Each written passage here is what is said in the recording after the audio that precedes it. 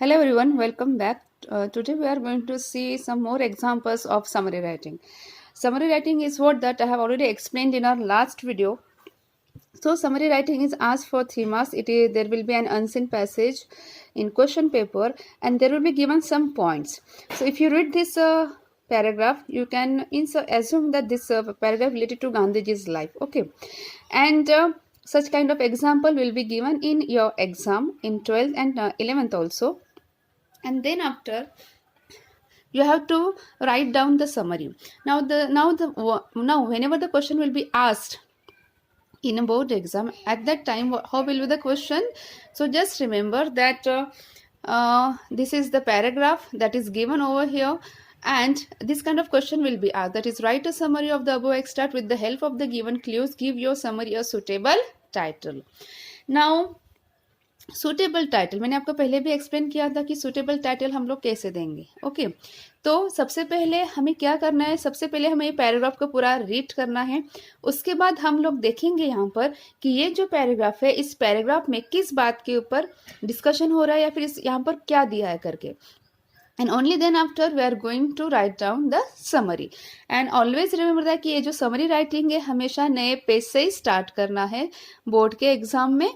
And जो title है, जो टाइटल जैसे टाइटल है, टाइटल आपको सेंटर में लिखना है जैसे यहाँ पर दिया है. ठीक है, टाइटल आपको सेंटर में बोल्ड इसमें लिखना है. अब if you read the paragraph, तो पैराग्राफ में इस तरह से दिया रहेगा कि Gandhi ji repudiated the idea of his being an exceptional individual. A Mahatma speaking at the AICC meeting at Wardha in 1942, Gandhiji said, I was not a little perturbed when the Maulana raised me sky high. I do not live up in the air. I am of the earth, earthly. I have never seen an aeroplane. I am like you, an ordinary mortal made of a common clay. Had that not been the case, we should not have been able to work together these 20 years. Ahimsa, with me, is a creed, the breath of my life. But it is never as a creed that I placed it before India, or, for that matter, before anyone except in casual informal talks. I placed it before the Congress as a political method to be employed for the solution of political questions. It may be a novel method, but it does not on that account lose its political character. I tried it for the first time in South Africa after I had found that all the so-called constitutional remedies with which Congress work in India had made me familiar, had failed. The question there was exclusively of the political existence of Indians who had settled in South Africa as merchants, petty hawkers, etc. It was for them a question of life and death, and it was in dealing with it that this method of non-violence came to me. The various measures that I adopted there were not the work of a visionary or a dreamer.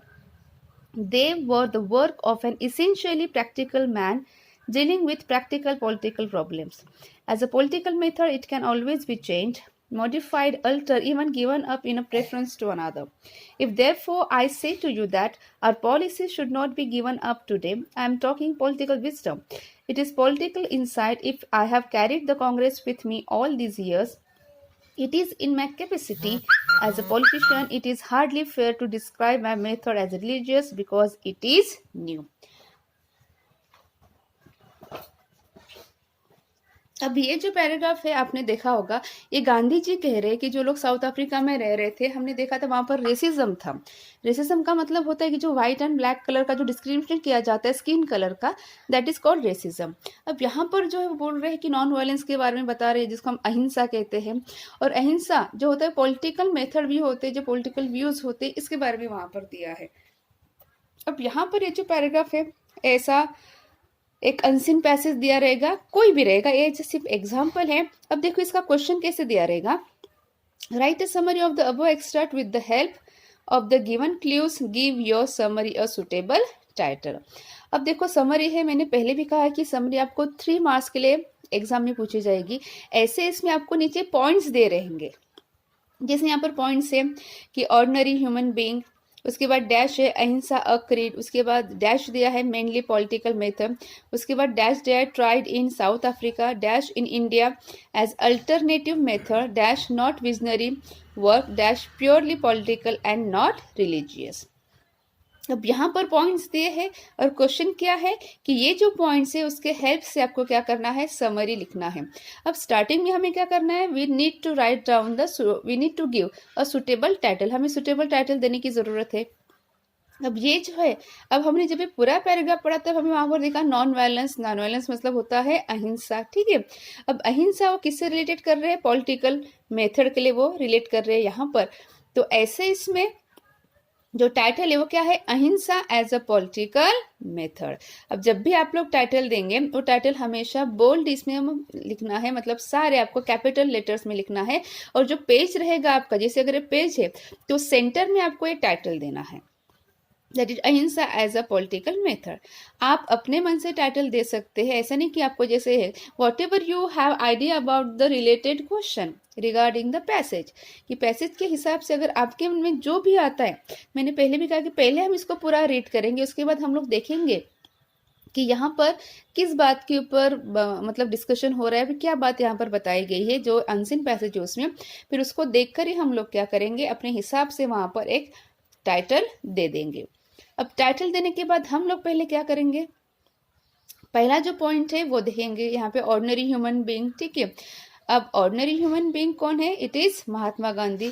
तो हम लोग क्या करेंगे, जहां से ये point start होता है हम वहां से क्या करेंगे, मैंने पहले भी कहा है, सिर्फ हम लोग 2 लाइन वैसे की वैसी यहाँ पर लिख लेंगे।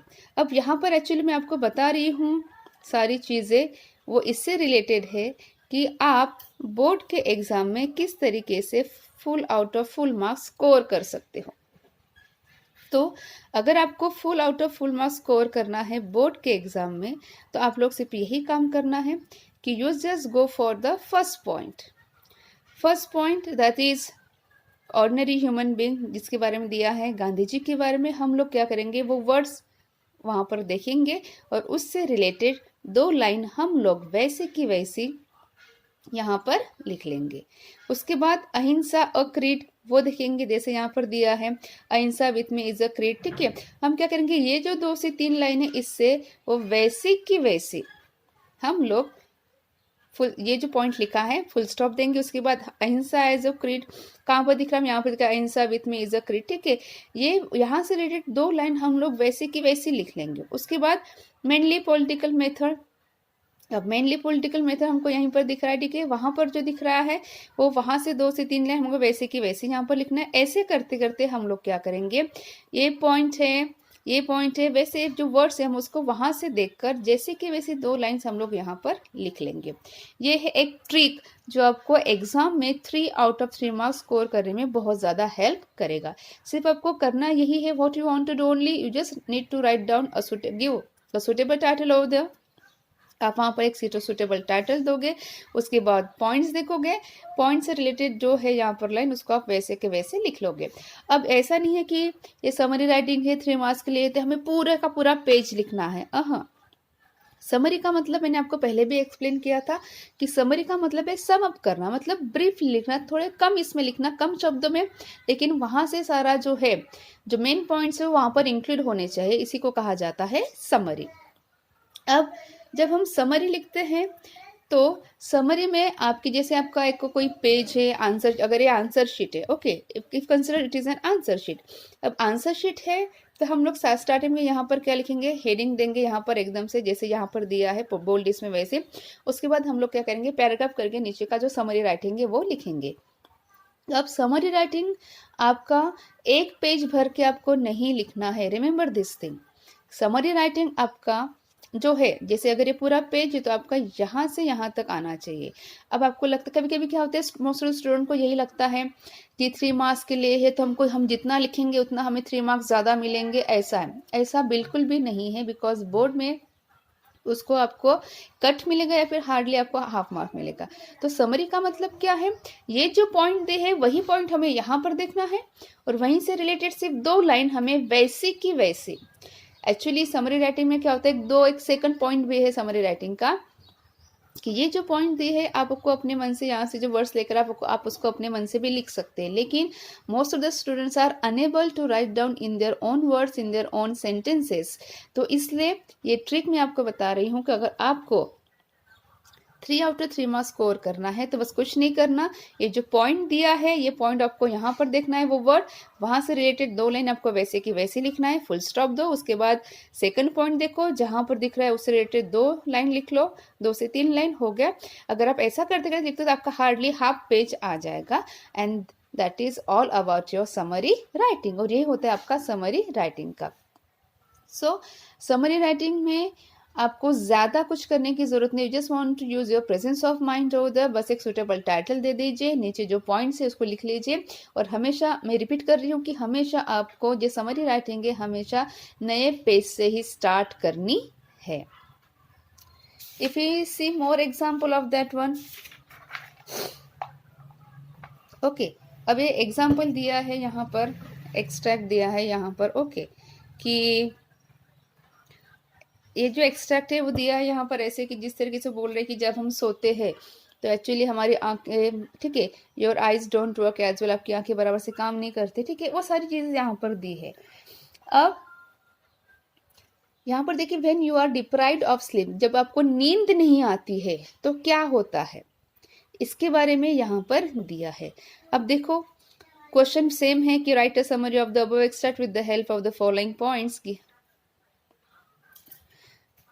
And give your summary a suitable title.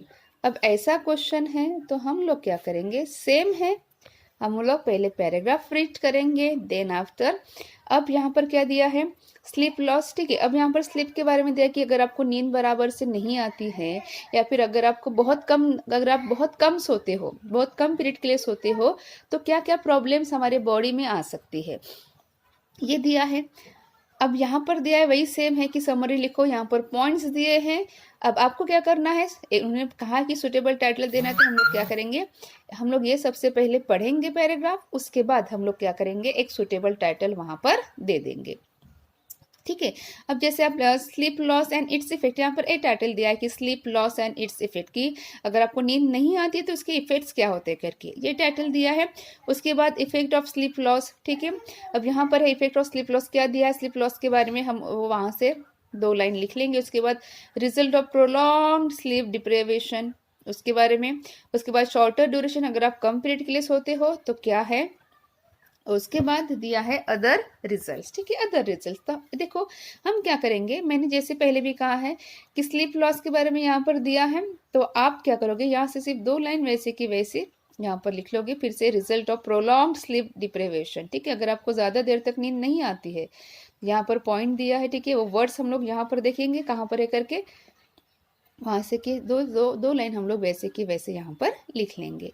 So it is an example of summary writing कि अगर आपको 3 आउट ऑफ 3 मार्क्स स्कोर करना है, कुछ नहीं, पैराग्राफ पढ़ो जो आपको समझ में आ रहा है कि किस बात के ऊपर यहाँ पर क्या टॉपिक दिया है, हम उससे रिलेटेड वहाँ के क्या करेंगे, एक टाइटल दे देंगे, वो भी सेंटर में। उसके बाद हम लोग नीचे से क्या करेंगे, ये जो पॉइंट्स है इस पॉइंट्स की हेल्प से हम लोग समरी लिखेंगे।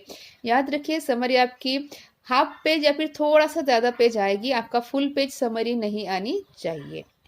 This is all the examples of summary writing. Hope you understood this one. Thank you.